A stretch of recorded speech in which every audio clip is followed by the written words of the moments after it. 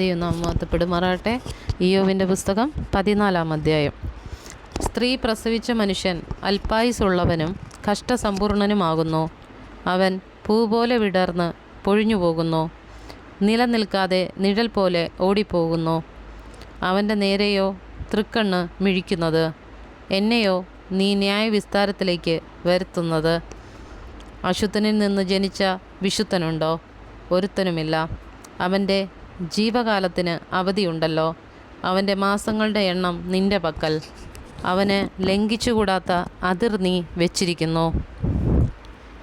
അവനൊരു കൂലിക്കാരനെ പോലെ വിശ്രമിച്ച് തൻ്റെ ദിവസത്തിൽ തൃപ്തിപ്പെടേണ്ടതിന് നിൻ്റെ നോട്ടം അവങ്കിൽ നിന്ന് മാറ്റിക്കൊള്ളണമേ. ഒരു വൃക്ഷമായിരുന്നാൽ പ്രത്യാശയുണ്ട്. അതിനെ വെട്ടിയാൽ പിന്നെയും പൊട്ടിക്കിളിർക്കും. അത് ഇളങ്കൊമ്പുകൾ വിടാതിരിക്കുകയില്ല. അതിൻ്റെ വേർ നിലത്ത് പഴകിയാലും അതിൻ്റെ കുറ്റി മണ്ണിൽ കെട്ടുപോയാലും വെള്ളത്തിൻ്റെ ഗന്ധം കൊണ്ട് അത് കിളിർക്കും. ഒരു തൈ പോലെ തളിർവിടും. പുരുഷനോ മരിച്ചാൽ ദ്രവിച്ചു പോകുന്നു. മനുഷ്യൻ പ്രാണനെ വിട്ടാൽ പിന്നെ അവനെവിടെ? സമുദ്രത്തിലെ വെള്ളം പൊയ്പോകും പോലെയും ആറുവറ്റി ഉണങ്ങിപ്പോകും പോലെയും മനുഷ്യൻ കിടന്നിട്ട് എഴുന്നേൽക്കുന്നില്ല. ആകാശം ഇല്ലാതെയാകും വരെ അവർ ഉണരുന്നില്ല, ഉറക്കത്തിൽ നിന്ന് ജാഗരിക്കുന്നതുമില്ല.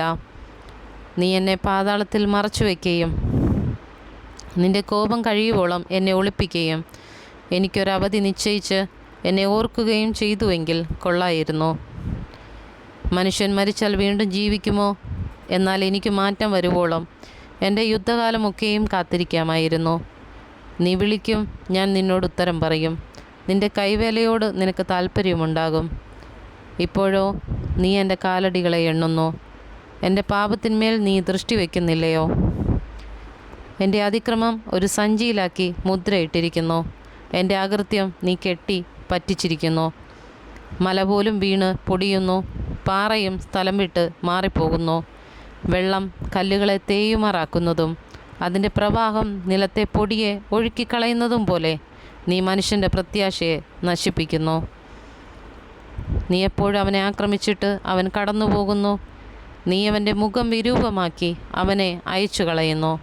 അവൻ്റെ പുത്രന്മാർക്ക് ബഹുമാനം ലഭിക്കുന്നത് അവൻ അറിയുന്നില്ല. അവർക്ക് താഴ്ച ഭവിക്കുന്നത് അവൻ ഗ്രഹിക്കുന്നതുമില്ല. തന്നെപ്പറ്റി മാത്രം അവൻ്റെ ദേഹം വേദനപ്പെടുന്നു. തന്നെക്കുറിച്ചത്രേ അവൻ്റെ ഉള്ളം ദുഃഖിക്കുന്നു.